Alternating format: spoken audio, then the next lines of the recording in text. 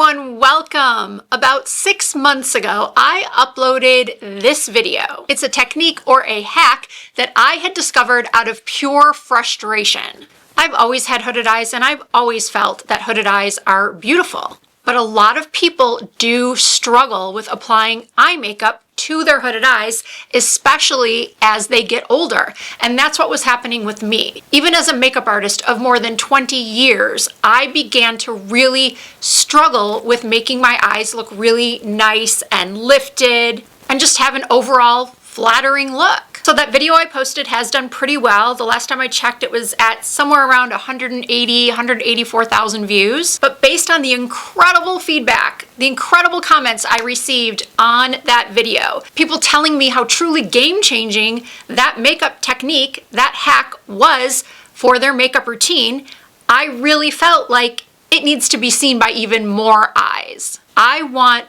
everyone who is struggling with their hooded eyes to see this video. So I've made it a little bit longer, I've made it a little bit more in-depth. Even if you've seen that other video, I do think you're going to get something out of watching this one as well. So if you would like to see the ultimate hack for achieving perfect eyeshadow on your hooded eyes, please keep on watching. The first thing you're going to want to do is grab your concealer or an eyeshadow primer, depending on how oily your lids are. If you have extremely oily eyelids, you're most likely going to want to use a separate eyeshadow primer versus a concealer. So I take my concealer, this one is from Sarah Creel, and I place a dot here, a dot here, and a dot here. And I'm going to use this to cover not only my under eyes, but also my eyelids. I'm going to take this product and blend it out, and then also up over my eyelids. This is going to act as my eyeshadow primer. And as you can see, it's also evening out the discoloration on my lid. Now, instead of setting my lid with powder, I'm going to use a matte ivory eyeshadow. And I'm going to take a fluffy brush and just dust that all over my lid.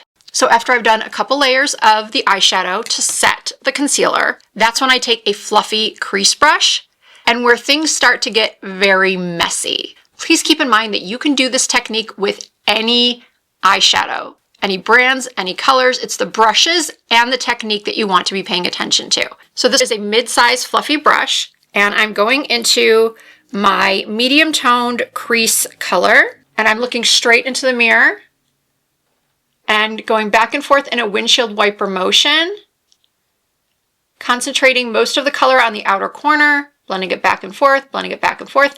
And when I say this is where it's going to get messy, I mean we're going to take this eyeshadow all the way down beyond the outer corner of the eye.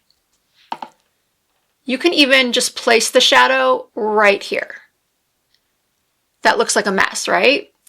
And some of you are probably thinking, well, isn't that going to ruin my concealer? Yes, it will. But I promise it will only take you a couple of seconds to fix it. Or like I showed in my previous video, you can just do your eyes first. So I've got eyeshadow blended all the way down to here. And then adding nothing more to the brush, I'm going to raise my eyebrows and bring that shadow almost up to my brow, but not quite. So we've gone very high and very low. Now you're going to take an even smaller crease brush, picking up a slightly darker eyeshadow. For this look, I'm going with brown. And once again, starting low. Starting right down here, and then just blending into that crease.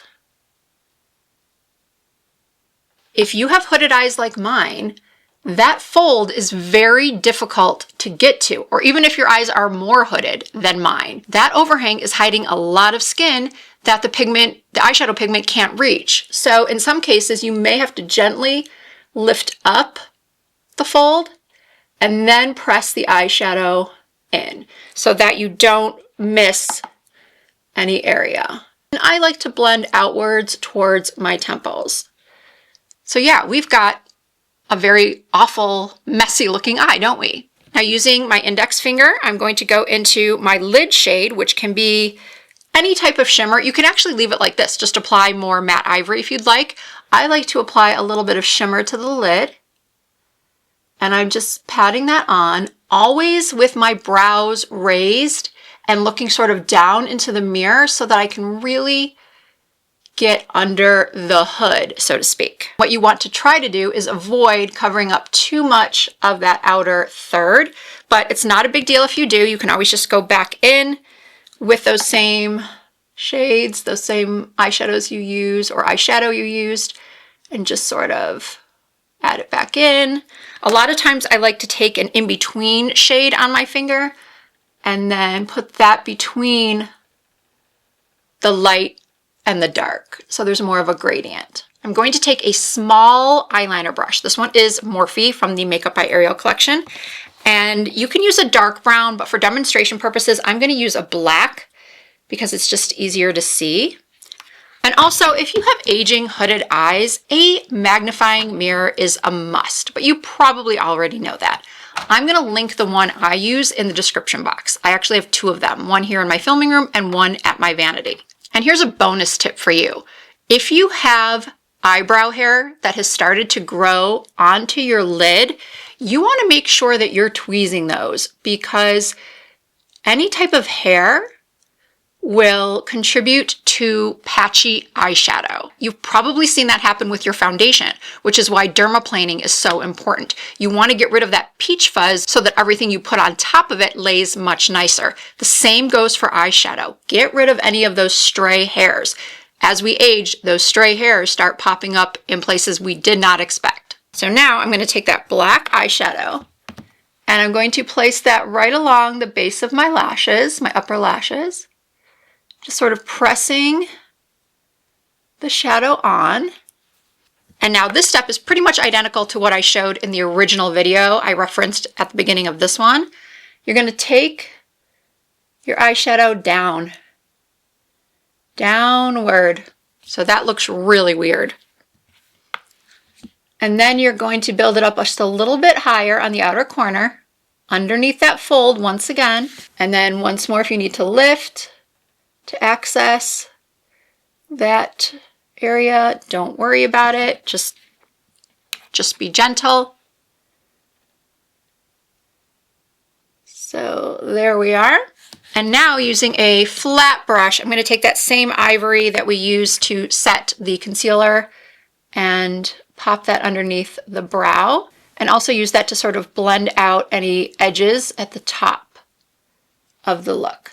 So now we've got all this eyeshadow concentrated in this area.